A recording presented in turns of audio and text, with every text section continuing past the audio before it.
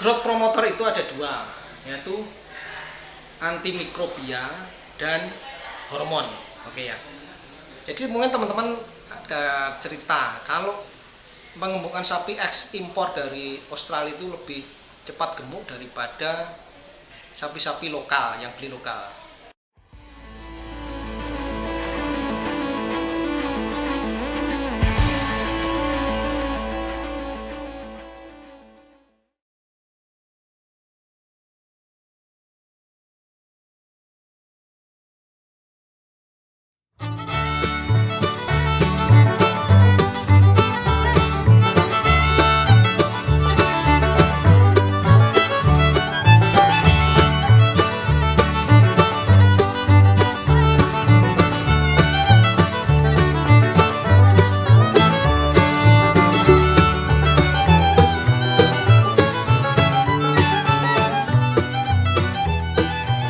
Assalamualaikum warahmatullahi wabarakatuh. Apa kabar teman-teman semua?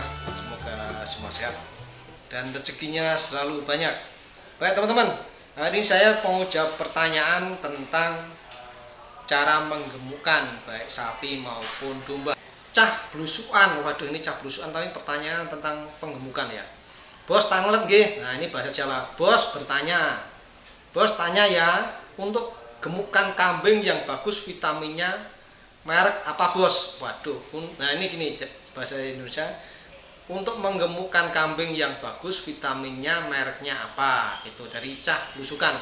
Ini pertanyaannya satu, cuma ini perlu jawaban yang panjang. Jadi tentu saja gini teman-teman ya, kalau beternak itu kalau yang diternakan nggak gemuk hewannya kan nggak seneng ya. Jadi kalau beternak hewannya sehat gemuk kan sangat memuaskan. Jadi tidak hanya hasilnya uangnya, tetapi melihat itu sudah merupakan hal yang membahagiakan. Oke ya, betul kan? Jadi untuk beternak itu harusnya sudah berpikir, apa sih hewan yang mudah digemukkan? Jadi gini, untuk beternak itu pertama itu harusnya cari tempat yang cocok untuk hewannya. Kemudian hewan yang disenengin apa? Hewan yang mudah gemuk apa? Ada hewan-hewan tertentu yang menyerap ususnya itu menyerapnya itu sangat efisien. Babi itu sangat efisien. Jadi kalau beternak babi itu ya, babi kasih bekato, kasih di batu bata aja bisa gemuk, ya kan, beda. Dengan kemudian nomor 2 sapi itu lebih bagus daripada kambing. Jadi kalau kambing, domba itu memang susah digemukkan karena memang penyerapannya itu sulit dalam tubuhnya, itu kurang efisien. Jadi kasih pakan banyak pun ya nggak gemuk-gemuk. Tetapi memang ada trik-triknya untuk menggemukkan itu. Teori Pak, kok cuma teori doang ya? Ini teori, jadi minimal ini untuk menginspirasi teman-teman peternak ya, ini untuk peternak pemula ya. Untuk menggemukkan tentu saja ada yang namanya pemaju pertumbuhan. Oke, pemaju pertumbuhan itu pasti semua teman-teman itu maksudnya tadi vitamin apa, itu saya yakin pertanyaannya ke pemaju pertumbuhan biar pertumbuhannya cepat. Untuk tadi saya sudah bicara bahwa untuk menggemukkan itu tergantung jenis hewannya. Kemudian jenis hewan, kalau udah, wah aku mau bikin sapi. Nah, sapi itu kan juga ada sapi-sapi yang pertumbuhannya cepat. Misalnya Limousin, Simmental. Nah, lebih cepat pertumbuhannya dari sapi PO. Jadi cari yang mana senengan. Wah, bagaimana juga tetap sapi PO, wah seneng bentuknya oke, nggak ada masalah. Sapi PO. Tapi bikin nanti sapi PO jangan berpikir beternak sapi PO secepat beternak sapi Simmental Limousin ya. Jadi sapi PO tetapi tercepat pertumbuhan untuk sapi PO. Pertumbuhan itu kan dari tumbuh tulang, tumbuh daging sampai dewasa. Kemudian itu namanya bertumbuh grower ya. Kemudian setelah grower, setelah dewasa itu adanya feed lotter atau feed pertumbuhan daging. Jadi setelah dewasa, jadi kalau sapi kalau mengemukkan itu umur 1,5 tahun atau 2 tahun atau 2,5 tahun. Jadi pertumbuhan tulangnya itu tingginya sudah cukup, tinggal melebarkan. Nah itu namanya pengemukan. Jadi belinya sapi harus tahu berapa, jadi tergantung umurnya pertumbuhan itu. Kemudian juga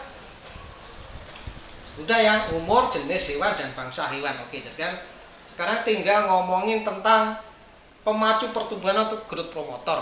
Nah, tapi teman-teman harus tahu dulu di dunia pakan dan growth promoter itu ada yang namanya feed aditif, feed suplemen, dan growth promoter. Apa bedanya feed aditif, feed suplemen dan growth promoter? Nah, feed aditif ada dua, ada sintetik dan aditif alami, aditif sintetik itu bisa antimikroba, itu golongan antibiotik, ada enzim, kemudian ada feed aditif alami, ada tanaman obat dan mikroorganisme atau kelompok bakteri maupun ragi. Jadi ragi itu bisa juga untuk sebagai feed aditif, imbuhan atau tambahan pakan, gitu ya. Apa sih feed suplemen ya? Feed suplemen itu bahan-bahan tertentu untuk meningkatkan daya tahan tubuh ternak, untuk kalau pas angin apa cuaca dingin itu biar tahan penyakit, yaitu anti stres, itu feed suplemen. Itu berarti vitamin, mineral, itu ya. Tapi vitaminnya apa? Nah, vitamin kan vitamin B kompleks, apa B12, vitamin C atau mineral. Mineral itu ada kalsium, ada fosfor, banyak yang ada mangan, seperti itu ya.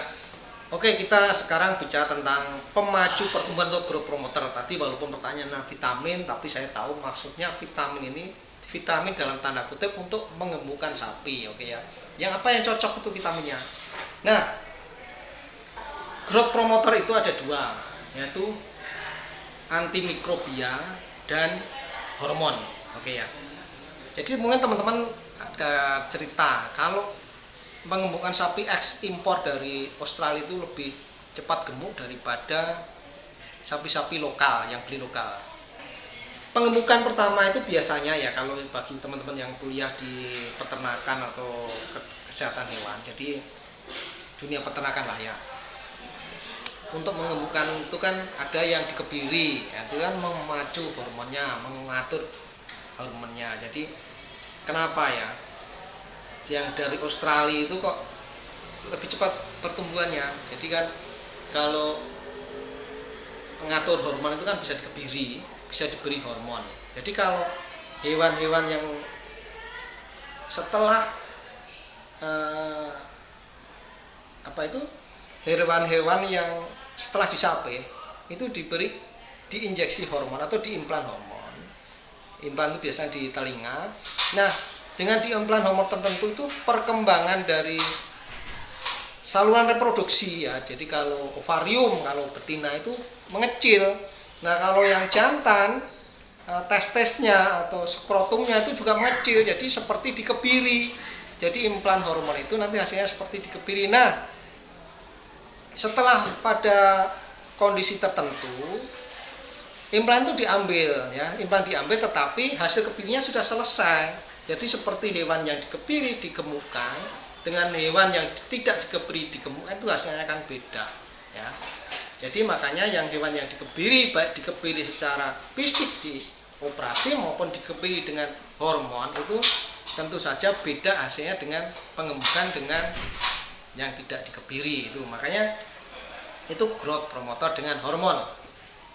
Kemudian growth promoter selanjutnya antimikroba. Apakah pada sapi bisa? Bisa juga. Jadi ada antimikroba tertentu yang digunakan untuk pengemukan sapi maupun kambing ya. Kalau untuk antimikroba itu antimikroba ionopir dan antimikroba non ionopir. Nah, teorinya seperti itu ya. Pengemukan itu harus lihat jenis hewannya, umurnya, kemudian perlakuan sebelum diberi makanan tertentu yang bagus. Jadi ada pengebirian atau pemberian hormon baru diberi makanan yang bagus. Ya, itu untuk memacu pertumbuhannya. Nah, kemudian kalau pertanyaannya hanya vitamin yang bagus untuk kambing atau untuk sapi. Nah, untuk peternak sebaiknya ya minimal punya B kompleks. Jadi kalau pas musimnya dingin, panas, dingin, angin, nah itu bisa disuntik dengan B kompleks. Kemudian kalau hewannya tidak ada nafsu makan, bisa disuntik dengan vitamin B12. Nah, vitaminnya itu saja. Kalau mereknya tadi ada merek obatnya apa, obat cacing mereknya apa, mereknya semua bagus, Nah, Anda bisa memilih di pasar dan bisa membuktikannya. Oke, begitu jawaban saya teman-teman. Semoga ini bisa menjawab pertanyaan. Kalau ada yang punya pendapat lain mohon ditulis di kolom komentar. Diucapkan terima kasih bagi subscriber, viewer, likers. Didoakan semoga semua sehat, rezeki lancar, dan urusannya semua beres. Sukses.